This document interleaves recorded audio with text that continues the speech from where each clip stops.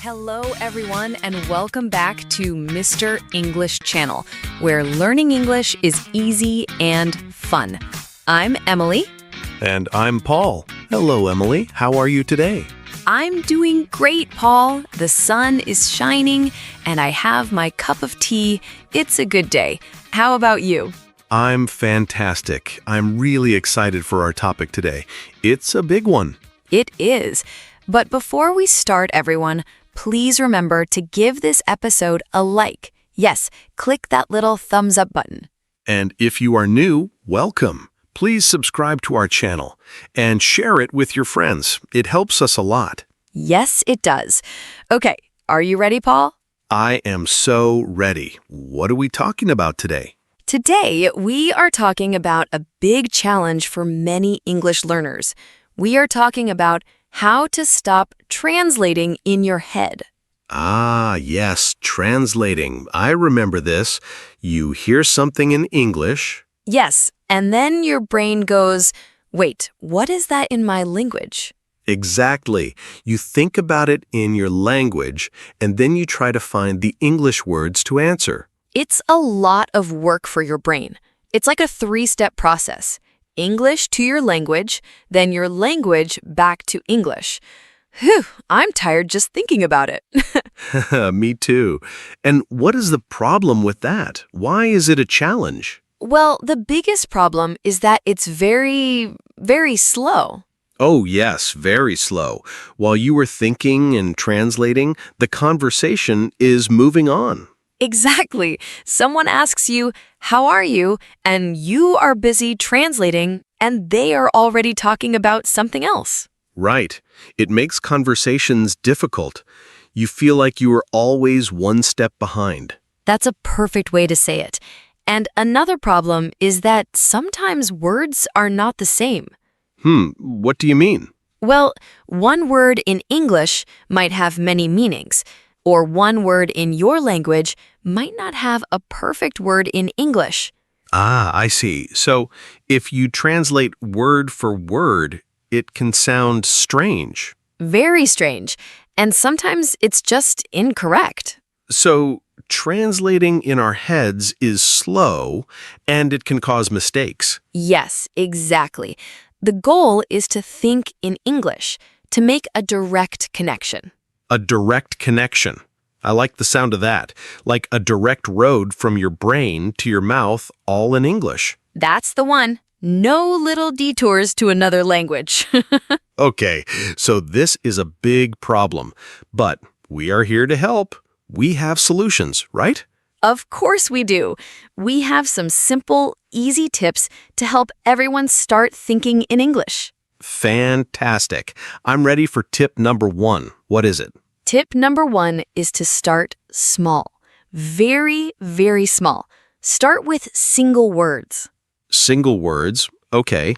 Like what? Look around you right now. What do you see? I see my desk. I see a lamp. I have a pen in my hand. Perfect. So, when you look at your pen, don't think of the word for it in your language. Just think the English word, pen. Ah, so I see the object, and my brain thinks pen directly. Yes.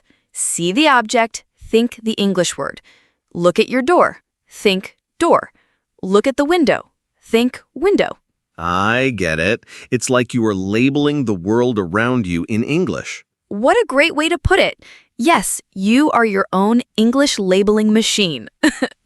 I like that. So I can walk around my house. Kitchen, table, chair, cup. Yes, do this every day for just 5 minutes. Look at things and say the English word in your head. This builds that direct connection we talked about. The object is now connected to the English word. No middleman. Exactly. No translation needed. It's a very powerful first step. Okay, I love that. It's easy and I can do it right now. What's tip number 2? Tip number 2 is to use pictures. Pictures. Everyone loves pictures. How do they help? You can use flashcards. You know, those little cards for studying? Oh yes, I know flashcards. On one side of the card, you have a picture. For example, a picture of a sun. Okay, a picture of a bright yellow sun. And on the other side, you write the English word sun. Ah, I see where this is going. So you look at the picture of the sun. And you think the word sun. You don't think of the word in your language. You see the image and you think the English word. That's brilliant. It's the same idea as the objects, but you can carry the flashcards with you. Right. You can learn about animals, a picture of a dog, a cat, a bird. You can learn food, a picture of an apple, a banana. The picture helps your brain remember. A picture is universal. An apple looks like an apple everywhere in the world. Yes, exactly. So you connect that universal image directly to the English word. It's a very fun way to build your vocabulary without translating. You can even make it a game. See how many pictures you can name in 1 minute. That's a great idea, Paul. Making learning fun is so important.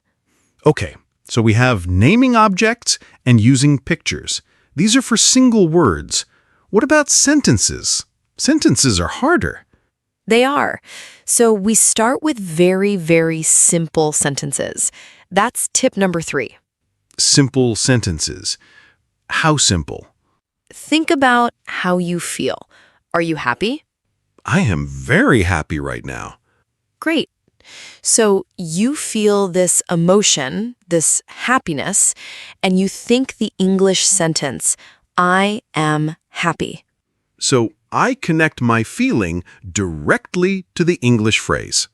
Yes. Don't think, how do I say I'm happy in my language? Just feel it and connect it to, I am happy. I like that. So if I feel tired, I can think, I am tired. You got it.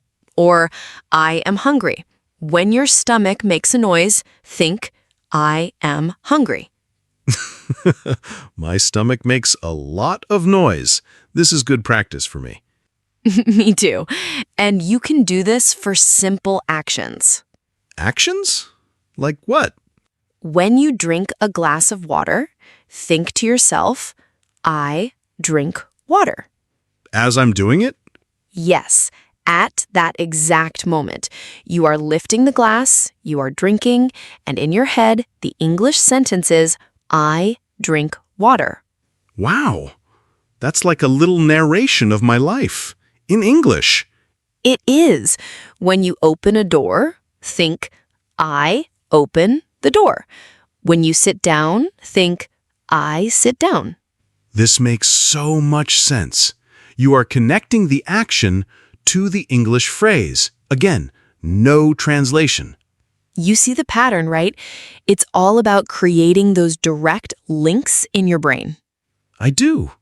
It sounds like it just takes practice, doing it over and over. That's the key. A little bit every day. It feels strange at first, but then it becomes natural. Okay, so we have words and we have simple sentences. What else can help us? What is tip number 4? Tip number 4 is a fun one. Watch and listen to a lot of simple English. Like what? This podcast? Yes, absolutely, like this podcast. But also things with pictures, like cartoons for children. Cartoons! That's a great idea. Why are they so good for learning? Because they are visual. You see the characters moving. You see them talking. You see what is happening in the story. And the language is usually very simple. Exactly. The characters say things like, hello, let's go, or look, a ball, and you see the ball on the screen. Ah, so your brain connects the sound of the word ball with the picture of the ball. You got it. You don't have time to translate because the cartoon is moving fast. You just watch, listen, and understand from the pictures. This is a passive way to learn. You are just enjoying a cartoon, but your brain is learning. Yes, the same is true for simple English songs, especially songs for kids. They have actions: head, shoulders, knees, and toes. You hear the words and you see the actions. That's a classic, and it really works. You remember the words because you are doing the movement.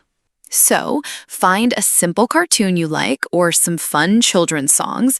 Watch them for 10-15 minutes a day. It's not studying, it's fun. And it trains your brain to understand English directly. I love all these tips. They are so practical. But Emily, is it easy to do this? To stop translating? That's a very important question, Paul. And it brings us to our final tip. Tip number 5. Okay, what is it? Tip number 5 is be patient. Be patient. Yes, learning to think in a new language is like learning to walk. At first, you fall down, you make mistakes. It feels hard. That's true. You don't just stand up and run a marathon. No, you don't. You take one small step, then another, and it's the same with thinking in English. You have been translating in your head for a long time. It's a habit. And it's hard to change a habit. It is. So you need to be patient with yourself. Don't get angry if you start translating. It's okay. It's normal. So if I'm talking and my brain translates, I shouldn't say, "Oh, I'm so bad at English." No, never. You should say, oops, I translated. Okay, let me try again with a simple word. Be kind to yourself. Kindness is important in learning. So just a little bit every day, 5 minutes of naming objects, one cartoon. Yes, small, consistent steps. Progress is more important than perfection. Every time you connect an object to an English word directly, that's a victory. I like that. A little victory every day. And remember that mistakes are okay. Mistakes are how we learn. They show us what we need to practice more. So mistakes are not bad guys. They are good guys. They are our teachers. What a wonderful way to think about it. Yes, Paul, mistakes are our friends. They help us get better. Wow. This is all great advice. So let's do a quick review of the 5 tips. Great idea. What was tip number 1? Tip number 1 was to start small with single words. Look at objects around you and think the English word. Chair, table, book. Perfect. And tip number 2? Use pictures. Flashcards with a picture on one side and the English word on the other. Connect the image to the word. Excellent. Tip number 3? Think in very simple English sentences. Connect feelings like, I am happy, or actions like, I drink water, directly to the English words. Good job. What about tip number 4? The fun one, watch and listen to simple English. Cartoons and songs for children are perfect because you can see what is happening. Yes. And the final, most important tip? Be patient with yourself. It's a new skill. It takes time. It's okay to make mistakes. Be kind to your brain. That's it. You summarized it perfectly, Paul. It's all about practice, patience, and making those direct connections. And over time, that fast road in your brain gets bigger and stronger. Thinking in English becomes easier and more natural. It really does. And your conversations will be so much better. You'll be able to listen and respond much faster. That's the goal for everyone listening, I think, to have real, natural conversations. Yes, exactly. And it all starts with one word, one object. Your pen. My pen. I'm looking at it now and just thinking pen. That's great. You're doing it. This was a fantastic topic. Thank you, Emily. Thank you, Paul, and a big thank you to all of our amazing listeners for joining us today. Yes, thank you, everyone. We hope these tips help you on your English journey. Please don't forget to subscribe to Mr. English channel so you don't miss our next episode. And if you liked this episode, please share it with a friend. Sharing is caring. It is. And we have a question for you. Please leave a comment below. Tell us one thing you see right now. Oh, I love that. Look around you and write one English word in the comments. Is it a window, a phone, a plant? We are so excited to read your answers and see what you see. It will be so much fun. Okay, everyone, that's all for today. Keep practicing and be patient. Yes, you are doing a great job. See you next time. Bye for now. Bye, everyone.